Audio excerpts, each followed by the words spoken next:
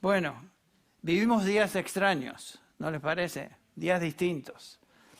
Pero la obra de la iglesia continúa y nada de lo que cambia en términos de nuestro ministerio como congregación. Así que bueno, gracias a Dios por la concurrencia que tenemos en esta hora. Yo estaba pensando a ver si tenemos una buena asistencia a la segunda hora, porque estamos ya acostumbrados a la primera hora.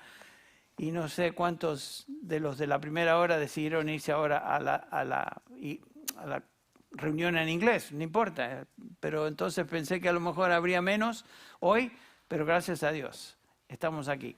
Y bastante compacta la congregación, la iglesia, la capilla hoy. Bueno, suficiente dije que no tenía nada que ver con el mensaje, pero es importante saberlo.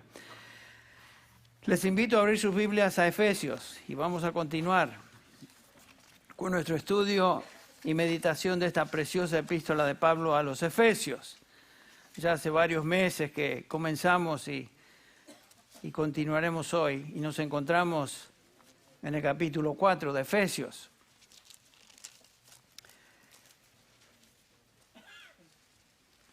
El capítulo 4 de Efesios introduce o comienza la sección práctica de la epístola que se extiende hasta el capítulo 6. Convenientemente, esta epístola de Pablo, como la mayoría de sus cartas, se divide en dos partes. Una sección de enseñanza doctrinal y la segunda parte de instrucción práctica. Y es justamente donde nos encontramos hoy. En Efesios tenemos los primeros capítulos, 1 al 3, donde Pablo enseña sobre la doctrina de la salvación y donde el apóstol contesta la pregunta: ¿cómo es que llegamos a ser cristianos y miembros de la familia de Dios? Muy importante pregunta. Estos capítulos, los del 1 al 3, nos hablan de lo que Dios ha hecho a favor de sus santos. Y por supuesto sabemos que esa es la referencia a los creyentes, la iglesia, los redimidos. Pablo comienza su epístola diciendo en el capítulo 1, versículo 1, Pablo, apóstol de Cristo Jesús, por la voluntad de Dios, a los santos que están en Éfeso. Una obvia referencia a los creyentes, a la iglesia que está en Éfeso. Y por supuesto Pablo contesta esa pregunta en estos primeros capítulos.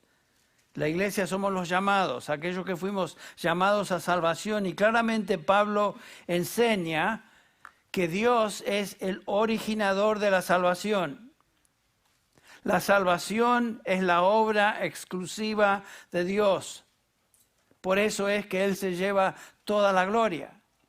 Ustedes notaron en el capítulo 1, versículo 3, comienza: bendito sea el Dios y Padre de nuestro Señor Jesucristo, que nos ha bendecido con toda bendición espiritual en los lugares celestiales en Cristo Jesús.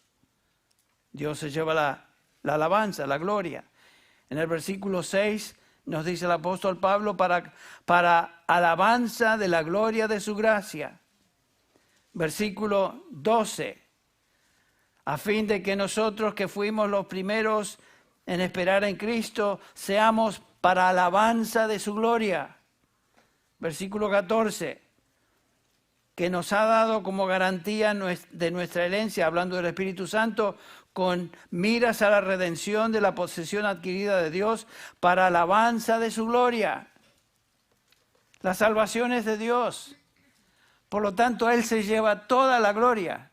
Dios nunca va a compartir su gloria con nosotros. Por eso decimos una y otra vez, que es lo que enseña la Escritura, que la salvación es totalmente obra de Dios y no parte de Dios y parte de nosotros. Imposible.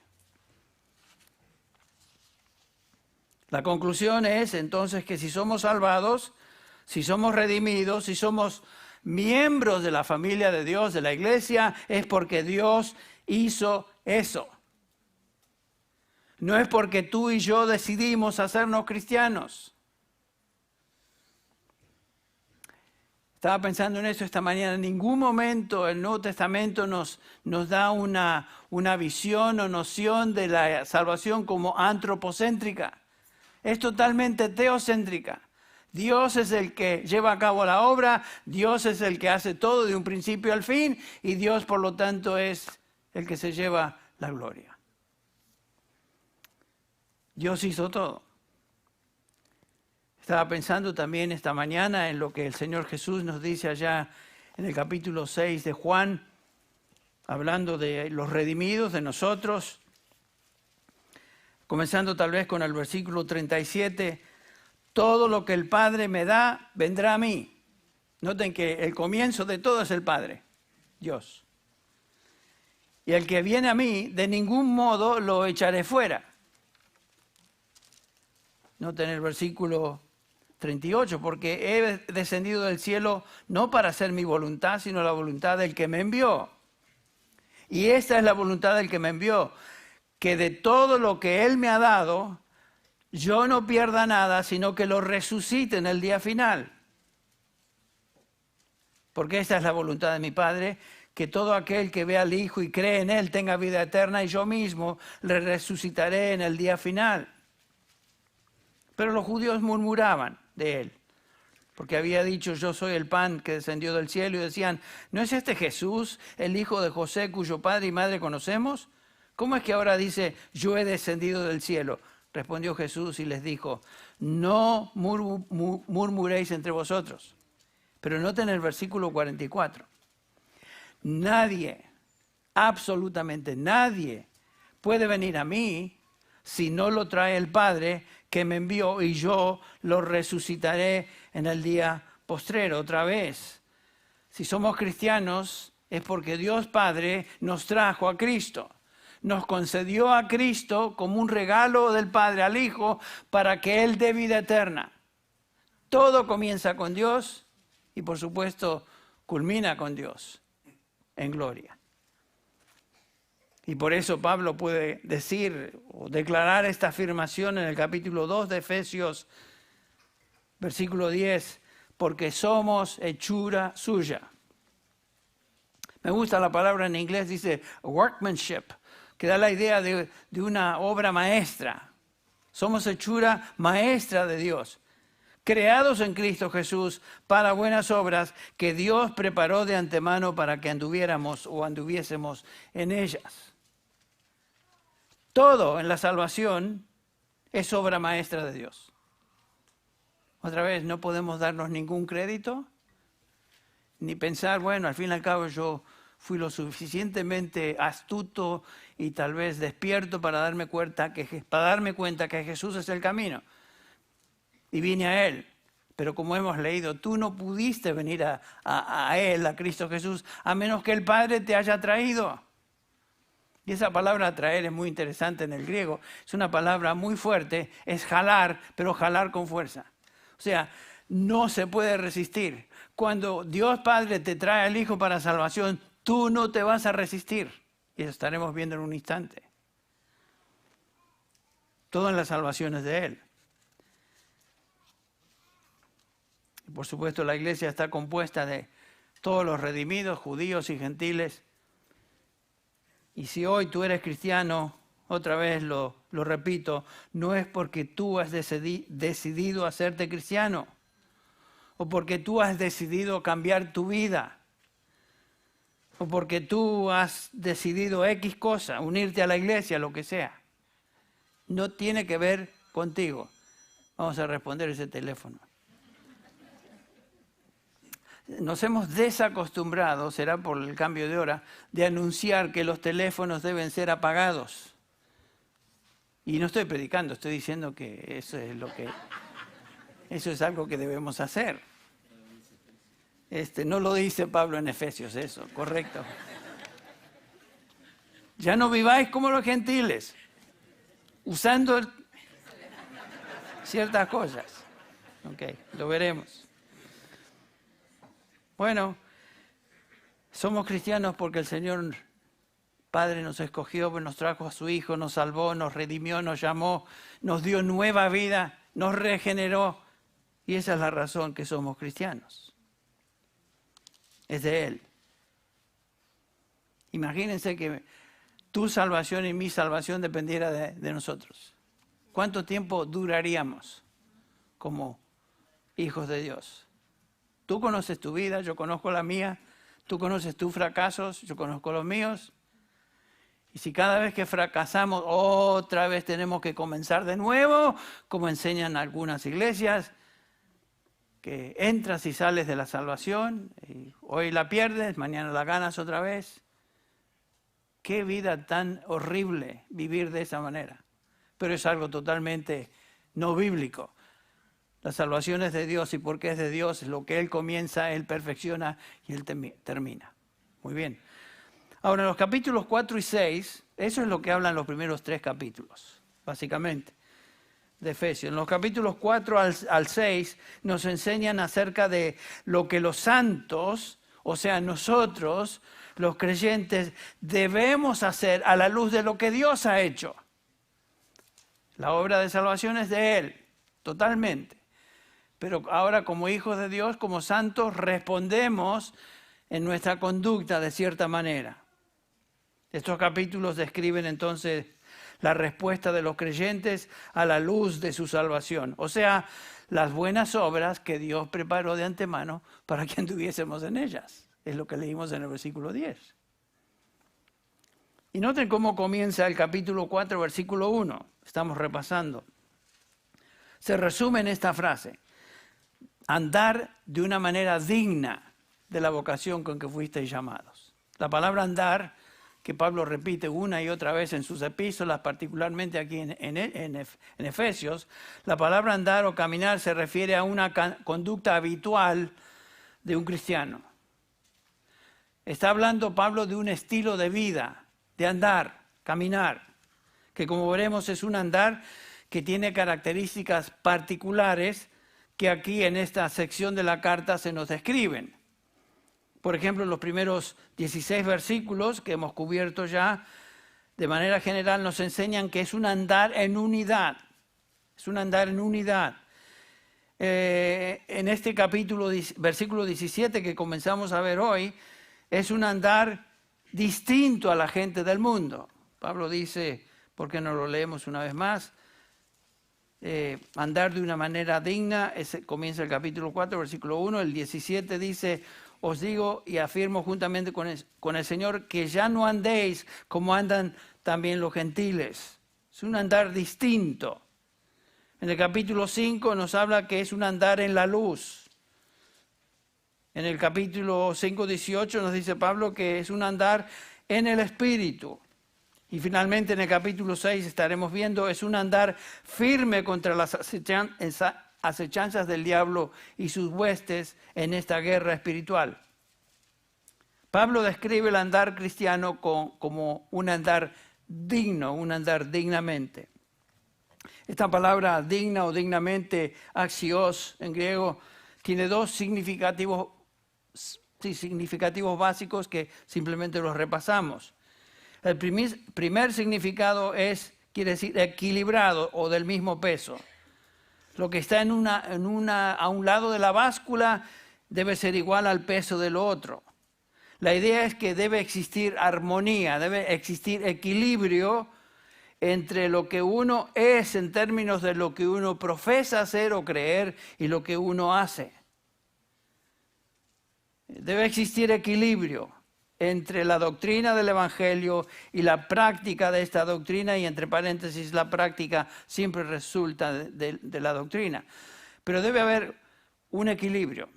Una manera digna de andar es andar de una manera equilibrada entre lo que creemos o profesamos y lo que hacemos. No ser como los fariseos de la época de Jesús, en el capítulo 23 de Mateo, versículo 3, creo que dice el Señor, no seáis como los fariseos que dicen y no hacen. Y por eso el Señor los cataloga como hipócritas. Mucho cuidado de decir que soy cristiano, pero mi vida, mi andar, mi caminar, dice otra cosa. Eso es ser un hipócrita, eso es ser un falso. Y estamos lidiando de vez en cuando con situaciones en la iglesia, en nuestra congregación, de gente que obviamente está viviendo en pecado, está viviendo una vida doble. Está viviendo por un lado algo que dice que son cristianos, vienen a la iglesia, pertenecen a Grace, lo que sea, pero su vida personal es otra cosa. Entonces, eso no es andar de una manera digna. El segundo significado de digno, o de la misma palabra axios, quiere decir apropiado. El andar práctico de nuestra vida cristiana debe ser apropiado con lo que profesamos. Es la idea de adornar con nuestras obras la doctrina. Con nuestra conducta adornamos la doctrina que profesamos o la embadurnamos. De eso habla Pablo a Tito cuando le dice en el capítulo 2 de Tito, habla de esta realidad y se dirige a Tito y le dice que preséntate tú, Tito, como ejemplo de buenas obras. Tú, ante la congregación, Tito, como pastor, preséntate como ejemplo de buenas obras a los creyentes. En la enseñanza, mostrando integridad, mostrando seriedad, no defraudando, sino, le dice Pablo a Tito, mostrándose fieles en todos. Y aquí se incorporan a todos los creyentes, para que en todo adornen la doctrina de Dios nuestro Salvador. Eso es lo que debemos hacer con nuestra vida, con nuestras obras. Adornar lo que decimos que creemos. Esa es la idea de andar dignamente, un andar apropiado de nuestra fe, adornando con nuestra conducta la doctrina de Dios nuestro Salvador, no chocando con nuestra doctrina, lo que decimos que somos. A veces vemos a una persona vestida, ¿no es cierto? Y su atuendo, su traje o lo que sea, y las prendas que se ponen, las corbatas o moños, choca, no pega ni con chicle. Se ve que se fueron a vestir a un Goodwill Store y ahí se pusieron lo que encontraron colgado en las perchas. Eso choca, no es apropiado. Y lo usamos para el vestido. Pero Pablo está diciendo que nuestra fe debe ser adornada con nuestra conducta. Entonces tenemos que hacer la pregunta. ¿Me la tengo que hacer yo? Y cada uno de ustedes. ¿Cómo es tu conducta como cristiano? Y hago la pregunta para que piensen seriamente en esto, porque estoy siendo en mi mente, en mi corazón, afectado por algunas situaciones que estamos observando en medio nuestro, que revelan que la persona o las personas con quienes estamos lidiando no están adornando la doctrina del cristianismo, sino que están causando daño. ¿Cómo es tu conducta? ¿Estás adornando la fe que profesas con tu estilo de vida o estás trayendo reproche a tu profesión de cristiano con tu manera de vivir? Muy importante hacerse esa pregunta a menudo. Y tristemente cada uno de nosotros fracasamos cada semana, ¿no es cierto? Cada semana, cada día, podríamos decir, nos presenta con una lista de acusaciones que gracias a Dios tenemos siempre el acceso a Él y decir, Señor, confieso mi pecado. Confieso una vez más, confieso mi pecado. El mal humor, tal vez actitudes feas, tal vez palabras que dijimos que no deberían estar ahí. Señor, una vez más, perdóname. Y gracias a Dios por eso, por la promesa que si confesamos, Él es fiel y justo para perdonar y limpiarnos de toda maldad. Bueno, eso es parte del andar dignamente también, confesar. Y aquí en Efesios 4:1 otra vez Pablo describe ese andar digno como equilibrado, apropiado de un estilo de vida. Ahora, dice Pablo, ruego que viváis de una manera digna o conforme al llamamiento o vocación con que habéis sido llamados. Ya mencionamos esto. Hemos sido llamados por Dios a una vocación distinta. El Nuevo Testamento describe a los cristianos en varios pasajes como los llamados, los llamados. La palabra iglesia, eclesía en griego, es la combinación de dos vocablos. Una preposición que quiere decir sacados afuera, y kaleo, que es el verbo llamar. Eclesía es el llamado de aquellos de Dios a salvación a ser parte de la iglesia. Literalmente la eclesía describe a la congregación de los que han sido llamados. Por eso la iglesia nunca es una denominación, nunca es un lugar, nunca es un edificio. La iglesia siempre es la congregación de los santos, los llamados, los redimidos. El cristiano nunca se describe en el Nuevo Testamento como alguien, lo repito, como alguien que tomó una decisión por Cristo. Si uno es cristiano es porque el Señor le ha llamado.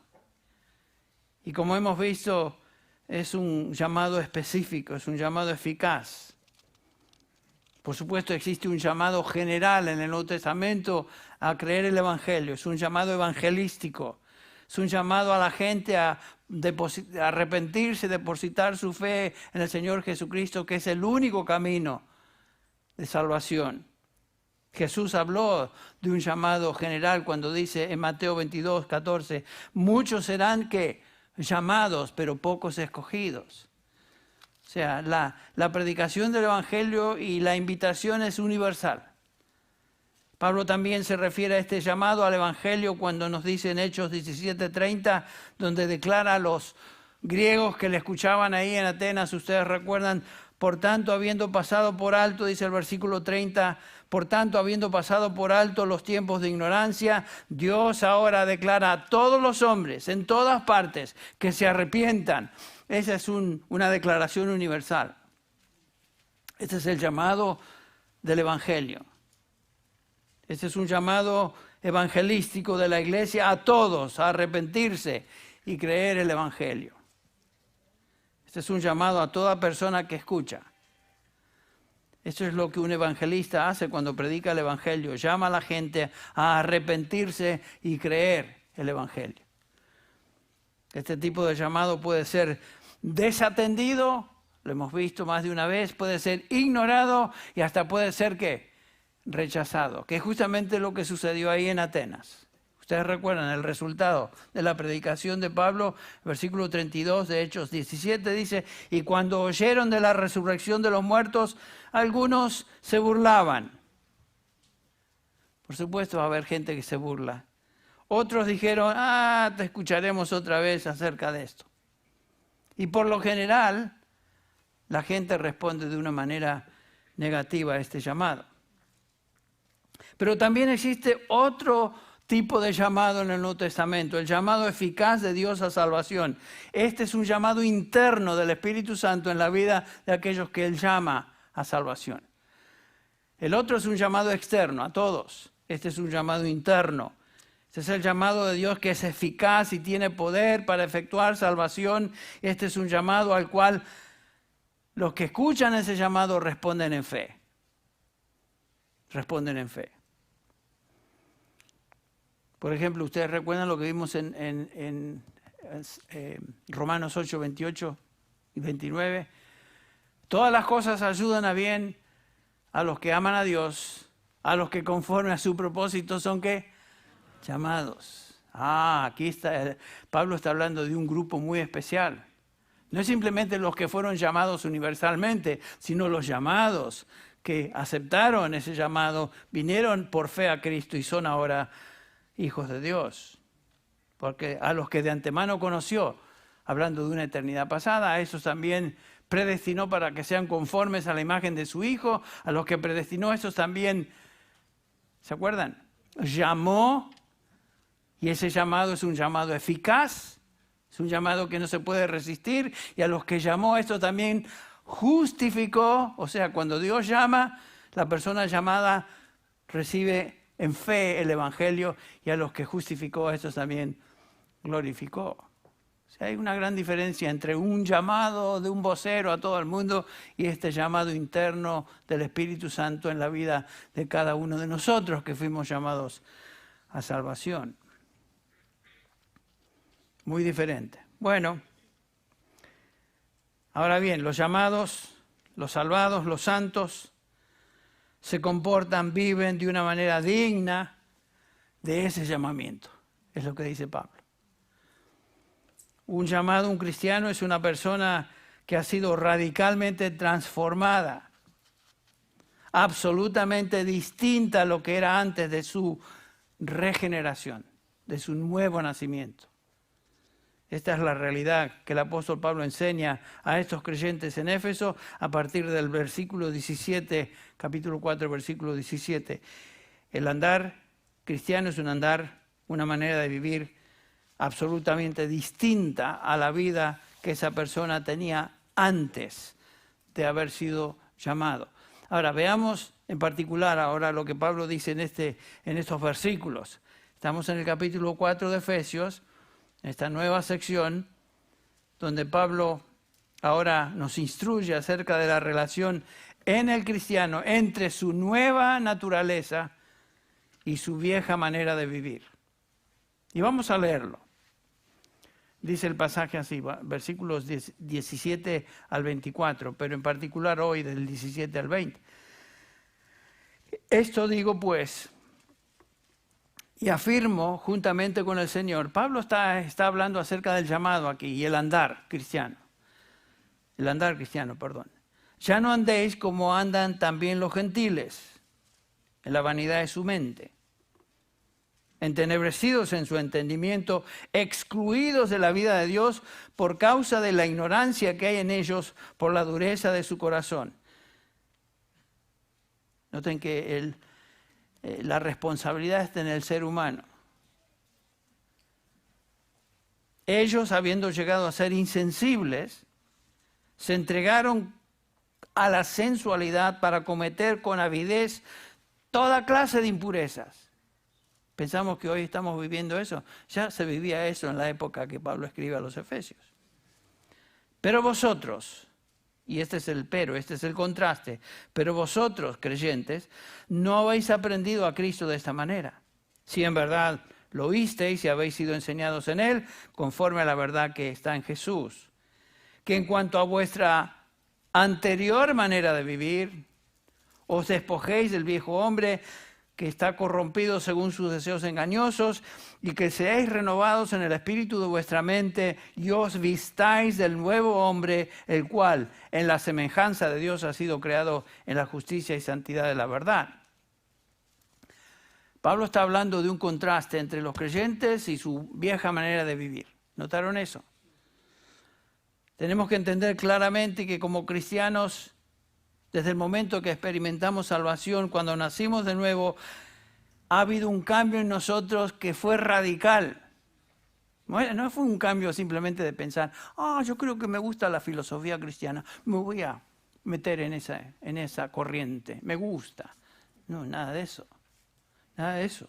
Es un cambio nuevo, radical. Y Pablo comienza este segmento haciendo hincapié en recordar a estos creyentes en Éfeso y a nosotros por aplicación, que ya no andéis como antes andabais. Hemos sido totalmente transformados y hechos nuevos. Dios no simplemente nos mejoró, Dios no nos emparchó, sino que nos hizo nuevas criaturas.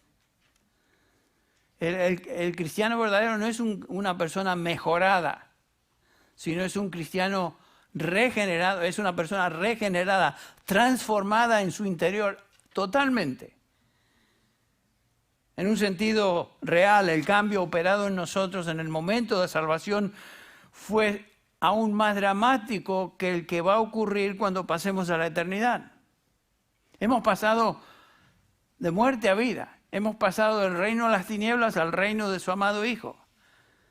Interiormente ya hemos sido equipados para vivir en el cielo. ¿Notaron eso? Un cristiano se muere hoy, ¿y qué pasa con él? Se va al purgatorio. No existe tal concepto en el Nuevo Testamento. Va directamente a la presencia del Señor. Por eso no lloramos cuando un creyente muere en el sentido de que lloramos por su eterna salud o lo que va a pasar con él. Sabemos que va a pasar con él. Cerrar los ojos aquí, dice Pablo, es abrir los ojos en la presencia del Señor. Entonces, ya ha existido en nosotros un cambio tan dramático que nos hace ya capaces y listos para estar con el Señor. Ya hemos sido equipados para vivir en el cielo. La Biblia nos dice que ya somos ciudadanos del cielo. Lo que la muerte hace es liberar a nuestra nueva naturaleza, nuestro nuevo hombre, para poder entrar en la presencia de Dios. Pero desde el momento que el Señor nos llama, ya estamos listos. La transformación radical ya se hizo.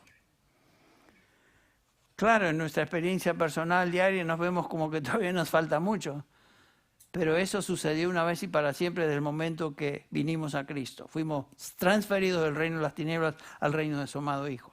Pasamos de muerte espiritual a vida. Escuche lo que Pablo dice en 1 Corintios 5:17, de modo que si alguno está en Cristo, nueva criatura o nueva creación es. Las cosas viejas pasaron, aquí todas son hechas nuevas. En Gálatas 2:20, otro pasaje que dice básicamente lo mismo, el apóstol Pablo lo hace personal. Con Cristo he sido crucificado y ya no soy yo el que vive, sino que Cristo vive en mí. Y la vida que ahora vivo en la carne, o sea, en este cuerpo, la vivo por fe en el Hijo de Dios, el cual me amó y se entregó a sí mismo por mí.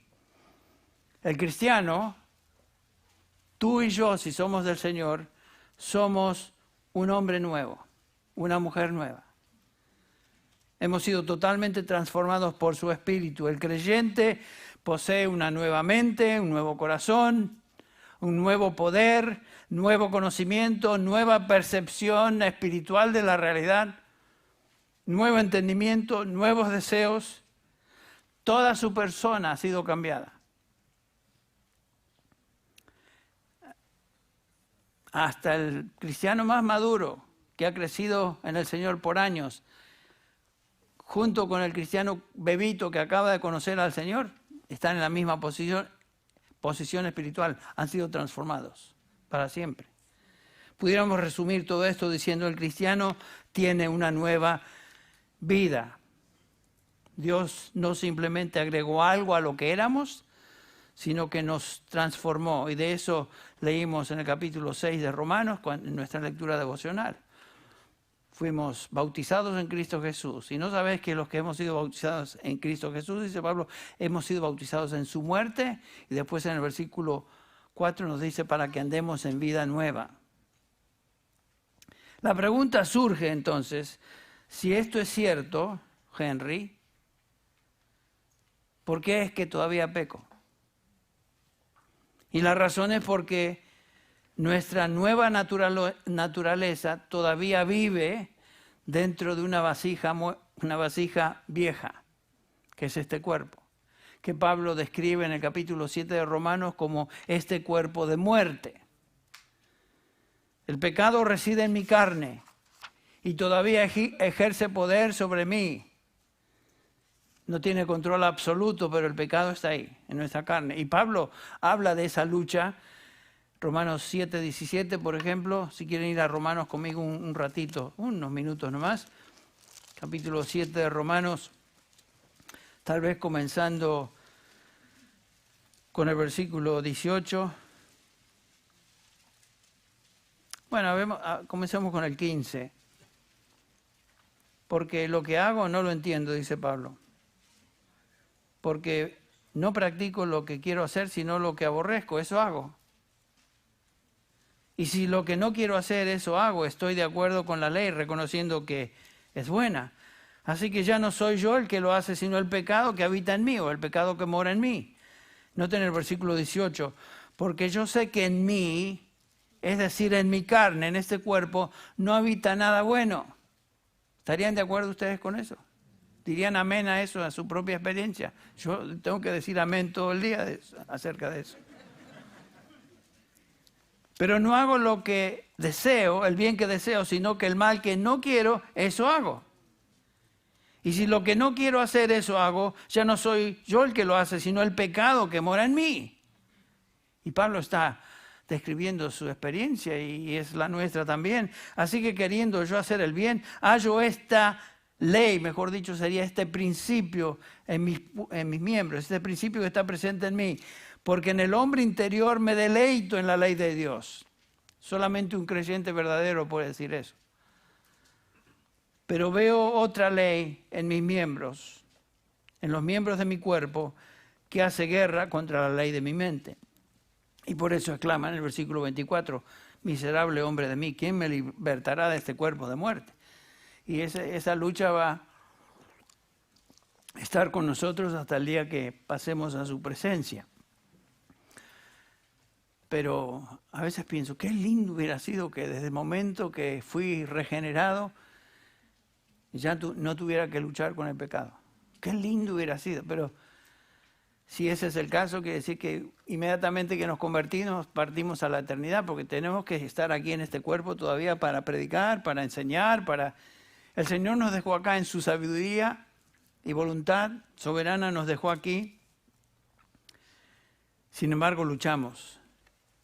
Y Pablo dice que esta lucha está en mis miembros. Y continuamente entonces el Nuevo Testamento nos insta, nos llama a vivir a la luz de nuestra nueva naturaleza y despojarnos de lo que es viejo. Esa lucha constante. Colosenses 3, refiriéndose a lo mismo. Pablo dice, si habéis pues resucitado con Cristo, buscad las cosas de arriba donde está Cristo sentado a la diestra de Dios. Versículo 2. Poned la mira en las cosas de arriba y no en las de la tierra, porque habéis muerto, o sea, hemos muerto con Cristo, hemos resucitado con Él, y vuestra vida está escondida con Cristo en Dios. Pablo no está hablando de experiencia, y está hablando de una realidad espiritual. Hemos muerto con Cristo, hemos resucitado con Cristo. Esa es nuestra realidad espiritual. Somos nuevos. Hemos sido resucitados espiritualmente con Cristo. El viejo hombre, el hombre natural, el hombre que éramos en Adán, murió con Cristo. Y con Cristo fue enterrado y con Cristo resucitó a nueva vida. Estamos unidos a Cristo por medio de este bautismo espiritual. Entre paréntesis, el pasaje que leímos en Romanos 6 no está hablando ahí del bautismo de agua, porque ningún bautismo de agua puede lograr las verdades y realidades espirituales de las cuales Pablo habla en el capítulo 6 de Romanos. Está hablando Pablo de un bautismo espiritual, con el fuimos introducidos, unidos en Cristo Jesús, en su muerte, en su resurrección. Entonces, en esos capítulos del 1 al 3, Pablo ha enseñado en cuanto a la realidad espiritual de nuestra nueva identidad con Cristo, y ahora en estos capítulos del 4 al 6, el apóstol da instrucción en cuanto a esta nueva naturaleza que se convierte en una nueva práctica. Ahora, ¿cómo hacemos esto de manera específica? De esto nos hablan los versículos del 17 al 24, Efesios 4. Podríamos dividir tal vez a esta sección en dos partes. Despojándonos de lo viejo, de la vieja manera de vivir, versículos 17 al 19, y por supuesto revistiéndonos de lo nuevo, versículos 20 al 24. En términos generales podríamos dividir esta parte de la epístola en esas dos secciones. Veamos entonces primero estos versículos del 17 al 19, donde Pablo nos recuerda lo que éramos en nuestro andar viejo. Lo primero que Pablo nos dice es que el cristiano no debe andar como el resto del mundo. Noten ahí el versículo 17, lo leemos otra vez. Esto pues digo y requiero en el Señor, que ya no andéis como los otros gentiles que andaban en la vanidad de su mente. Noten que Pablo se está dirigiendo a gentiles. Los efesios eran gentiles. Pero dice, ya no andéis como gentiles. En otras palabras, la implicación es que antes andaban como el resto de estos gentiles. Pero ya se acabó eso. Eso es una exhortación común en el Nuevo Testamento a todo cristiano, de no andar como andábamos antes. Es una incongruencia andar como andábamos antes, es imposible. Ya en el capítulo 2, versículos del 1 al 3, Pablo nos ha hablado de lo que éramos en términos de nuestra condición general. del 1 al 3, capítulo 2 del 1 al 3, estabais muertos en delitos y pecados, andábamos en otro tiempo según la corriente de este mundo, conforme al príncipe de la potestad del aire, el espíritu que ahora opera en los hijos de desobediencia, entre los cuales todos nosotros en otro tiempo vivíamos en las pasiones de nuestra carne, etcétera, etcétera. Esta es la descripción de nuestra condición general antes de Cristo. Comenzando con el versículo 17 en adelante, Pablo ahora nos habla de cuál era nuestra condición interna en nuestra vida como seres humanos. Y entonces continuamente notamos esta exhortación en el Nuevo Testamento de no vivir como antes vivíamos. Es incongruente. Por supuesto que tenemos vida nueva en Cristo. Por supuesto que hemos sido perdonados. Por supuesto que hemos sido justificados y santificados. Pero a menudo nos olvidamos de quiénes somos y permitimos que el mundo nos contamine y afecte en nuestro andar. Tristemente. En lugar de impactar al mundo en nuestro nuevo andar, trágicamente con frecuencia el mundo nos afecta a nosotros. Por eso tenemos estas exhortaciones del Nuevo Testamento. Por ejemplo, Romanos 12, del 1 al 2. Perdón. No os conforméis a este siglo o a este mundo. Mejor traducción sería este mundo. La palabra es cosmos, lo mismo. Sino transformados por medio de la renovación de vuestro entendimiento. Otra exhortación en 1 Juan 2:15. No améis al mundo ni las cosas que están en el mundo. Capítulo 2, versículo 15 de Juan, 1 de Juan. No améis al mundo ni las cosas que están en el mundo. Si alguno ama al mundo, el amor del Padre no está en él. Por lo tanto, la exhortación es, no améis al mundo. Antes pertenecíais al mundo, ya no améis eso. Efesios 4:17, otra vez aquí. No andéis como los otros gentiles. Esta palabra gentil, etnos, de donde obtenemos nuestra palabra en español étnico, por lo general se refiere en el Nuevo Testamento a toda nación o todo grupo étnico fuera de la nación judía. El mundo se dividía entre judíos y gentiles. En términos religiosos, sin embargo, la palabra gentil también se refiere a personas que no conocen a Dios. Ejemplo, lo que dice Pablo en 1 Tesalonicenses 4:5, que cada uno de vosotros sepa tener su propia esposa en santidad y honor, no en pasión de concupiscencia, como los gentiles que no conocen a Dios. ¿Ven? Aquí Pablo la usa en ese sentido religioso. Las naciones, la gente en general, los gentiles, andan de cierta manera que los distingue como personas que no conocen a Dios. Es la manera en que Pablo lo utiliza acá en Efesios 4:17. El cristiano, dice Pablo, debe ser distinguido por un andar que es distinto al andar de los gentiles. En otras palabras, la gente que no conoce a Dios. Y otra vez, Pablo se está dirigiendo a personas gentiles por extracción étnica que vivían en un contexto moral, social, terrible. Nótenlo, por ejemplo, Éfeso, la iglesia en Éfeso se encontraba en un contexto social y moral absolutamente corrompido. Ustedes recuerdan que Éfeso era el centro religioso donde se encontraba el gran templo a la diosa Diana, que es la descripción femenina de Artemis, pero es lo mismo. Este es un ídolo a la fertilidad del amor erótico. Y miles y no millones de personas venían ahí a adorar a la diosa Diana. Y por supuesto se involucraban en todo tipo de práctica de desviación sexual imaginable. Este es un contexto realmente podrido.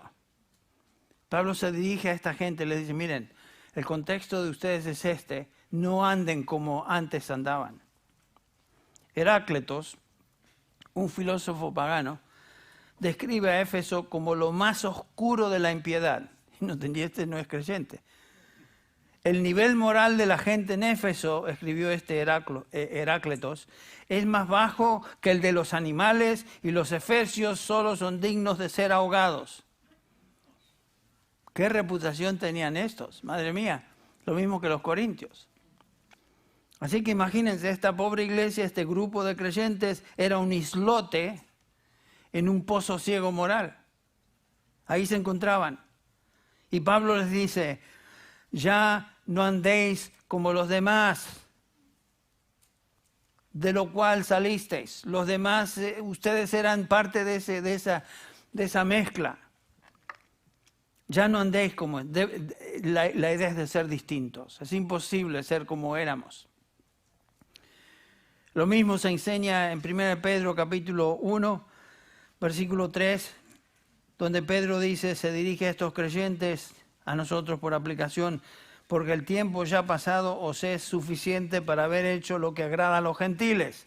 O sea, lo que agrada a todo este tipo de gente que no conocen a Dios, habiendo andado en sensualidad, lujurias, borracheras, orgías, embriagueces y abominables idolatrías. Y Pedro dice lo mismo. En otras palabras, la manera de andar de los gentiles jamás debe ser característica de una persona que declara o dice ser cristiano. Es incongruente. Todo el mundo y sus deseos, dice Juan, 1 Juan 2:15, va en camino a la destrucción y aquellos que siguen esta forma de vivir perecen eternamente. Nosotros, sin embargo, que conocemos a Dios, ya no pertenecemos a ese grupo de personas que no conocen a Dios, no tenemos nada que ver con la vieja manera de vivir, no podemos andar como andábamos antes. Es absolutamente incompatible, es la palabra que viene a mi mente. Es imposible. Ustedes recuerdan, Juan se dirige a creyentes, capítulo 3 de 1 de Juan, y dice lo siguiente. Ninguno que es nacido de Dios practica el pecado, porque la simiente de Dios permanece en él y no puede estar pecando porque es nacido de Dios. Es imposible vivir como vivíamos antes. En esto se reconocen, dice Juan, los hijos de Dios y los hijos del diablo. Todo aquel que no practica la justicia no es de Dios, tampoco aquel que no ama a su hermano. Entonces lo que está diciendo Juan es que es inconcebible que un cristiano viva como antes. Porque si vive como antes, definitivamente eso demuestra que no pertenece al Señor, que no ha sido regenerado, que no ha sido transformado. Ahora, ¿qué caracteriza el andar de un gentil? En otras palabras, una persona que no conoce a Dios. De eso nos hablan los versículos 17 al 24. Pero creo que no voy a meterme en eso porque si no, no termino. Pero sí, simplemente contestar la pregunta que Pablo contesta y explica. ¿Cómo es que anda una persona que no conoce a Dios? ¿Cómo es que anda un gentil? Y es algo que nosotros jamás podemos andar así. Lo primero que Pablo dice, andan en la vanidad de su mente. Y continúa el apóstol desarrollando, explicando lo que él quiere decir. La pregunta es, ¿qué caracteriza a una persona gentil en el términos de que no conoce a Dios? Estas son las características de las cuales hablaremos el próximo domingo. Pero el punto es muy claro. Si somos cristianos, Dios hizo una obra de transformación absoluta y radical en nuestra vida. Nos ha transferido de lo que éramos y donde estábamos al reino de su amado Hijo. Estábamos en las tinieblas, pertenecíamos al diablo, pertenecíamos a este mundo y el Señor nos quitó de esa maldición y esa cloaca moral en la cual vivíamos y nos transfirió al reino de su amado Hijo. Ahora Pablo dice, andad como es digno de ese llamamiento. Andad de una manera distinta a lo que erais. Vamos a terminar en esta mañana con una palabra de oración. Si usted es tal vez una persona que por primera vez está escuchando el Evangelio, tal vez usted está escuchando algo que no había oído antes Y el Señor, por su Espíritu, usando su palabra, le está hablando. Y si usted desea tener esa transformación radical de la cual hemos estado hablando, el Señor Jesús dice, venid a mí, venid a mí. Todos los que estáis trabajados y cargados, hablando de la carga espiritual de no pertenecer al Señor, venid a mí y yo os haré descansar. Y lo mismo para un creyente que tal vez ha permitido que su vida sea contaminada con pecado y se da cuenta que está yendo en una dirección opuesta a lo que el Señor desea de su vida. El Señor también te dice, venid a mí, venid a mí. El Señor siempre está dispuesto a perdonar a un hijo pródigo. Y es lo que el Señor te está diciendo hoy a través de esta enseñanza, a través de esta exhortación. Si existe alguna persona o personas en nuestro medio que desean ser renovados en su espíritu, el Señor abre sus brazos y les extiende esta invitación. Vamos a orar. Padre Celestial, te damos gracias por este nuevo domingo y esta oportunidad que tenemos de abrir tu palabra. Pedimos, Señor, que tú tengas misericordia de cada uno de nosotros. Y, Señor, si hay alguna persona en este lugar que aún no te conoce, que por medio de tu Espíritu toques esa mente, ese corazón, esa conciencia, le concedas arrepentimiento y fe. Y, Señor, si en medio nuestro hay uno de tus hijos que está luchando con cierto pecado en su vida, Señor, te pedimos que le concedas la gracia para arrepentirse de eso también. Y como tú dices, venid a mí. Y al que a mí viene, categóricamente tú nos prometes, yo no echo fuera. Padre, venimos terminando esta reunión hoy pidiendo que nos despidas con bien, con paz y que nos lleves a casa recordando en nuestra mente, en nuestro corazón, las verdades que hemos estado examinando hoy. Lo pedimos en el nombre de Jesús. Amén.